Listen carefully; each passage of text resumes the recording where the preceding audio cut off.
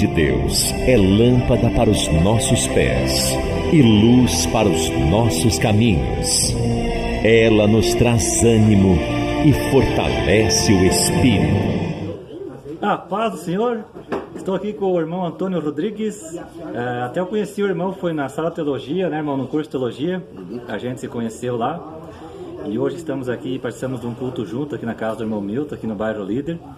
E convidei o irmão para trazer uma palavrinha para nós. Então, irmão Antônio, o que Deus tem para falar para mim, para quem está assistindo neste dia, através da sua vida? Pode ir? Paz, Senhor, irmãos. Amém. Depois de um culto abençoado, muitos louvores, muita palavra de Deus. Temos que fazer agora um videozinho também. Glória a Deus. Em poucos minutos, mas nesses poucos minutos vamos falar só da palavra de Deus. Amém.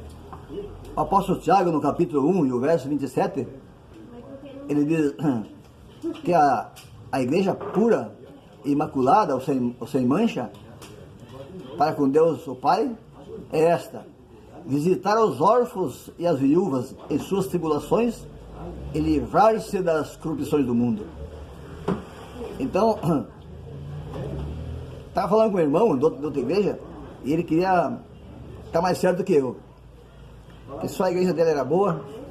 Digo, meu irmão, a igreja boa é o que o apóstolo Tiago fala, a igreja boa, pura, sem mancha, sem mácula, sem defeito, é esta: visitar os órfãos e as viúvas em suas tribulações e livrar-se da corrupção do mundo. Vocês fazem isso? Se vocês fazem isso, vocês estão bem certinho. Agora, se vocês não fazem o que está escrito, vocês estão muito errados, né? Porque Jesus disse: se as vossas obras não excederem a dos escribas e fariseus, não tem valor nenhum. Então, se as obras dos crentes não for maiores do que as obras dos ímpios, não tem valor nenhum. E o apóstolo aqui estava preocupado com as viúvas, né? E quantas viúvas que eu conheço que estão perecendo, e os crentes estão dormindo, não fazendo nada para socorrer. Atos 2 e 42 em diante fala sobre o crescimento da igreja.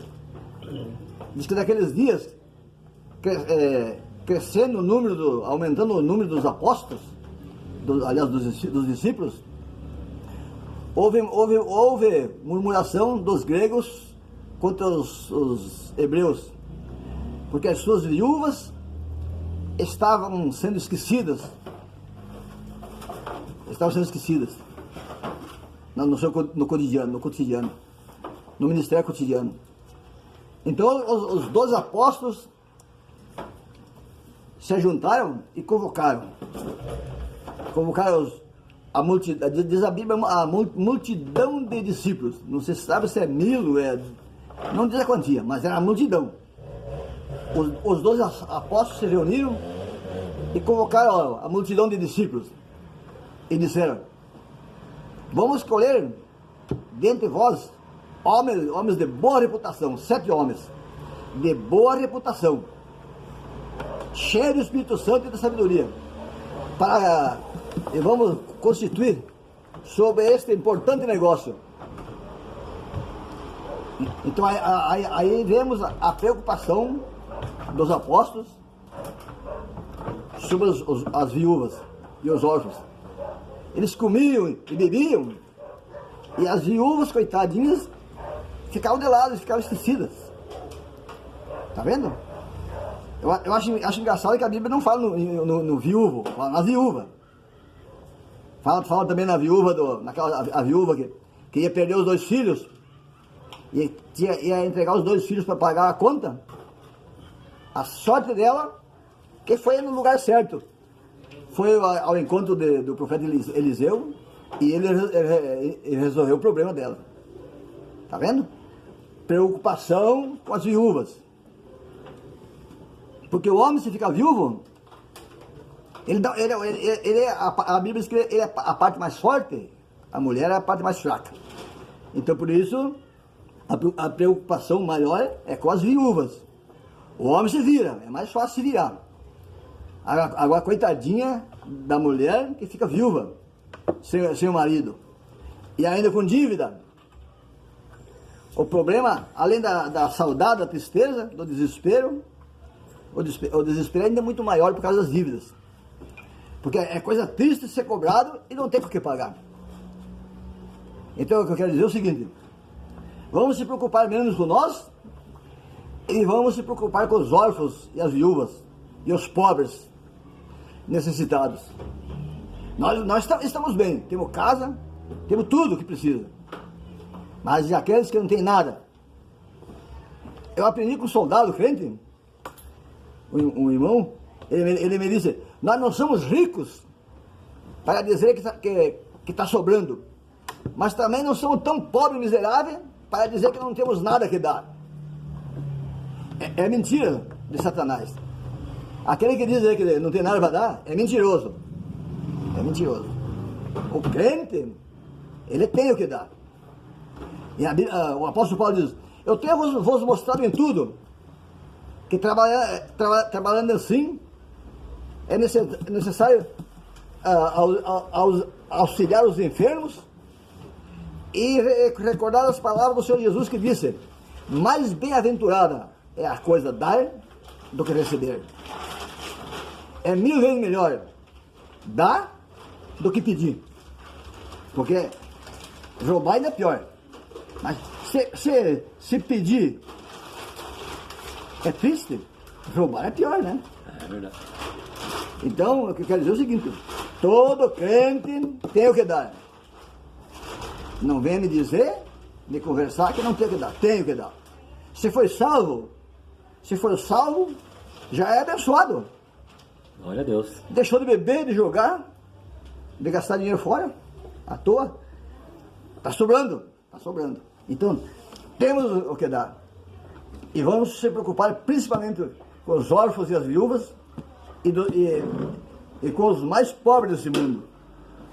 E quero deixar essa palavra curta, mas certa, em nome de Jesus. Amém. Assim como o presbítero Antônio leu, Tiago, capítulo 1, versículo 27, Jesus Cristo, ele não fundou nenhuma religião, né, irmão? Jesus Cristo falou em João, capítulo 14, versículo 6. Eu sou o caminho, a verdade e a vida, e ninguém vem ao Pai senão por mim. Mas que não é errado, irmão, nós professarmos, fazermos parte do cristianismo. Não é errado dizer que a religião é a sua, irmão Fabiano. A minha religião é Cristo, é o cristianismo. Não é errado dizer.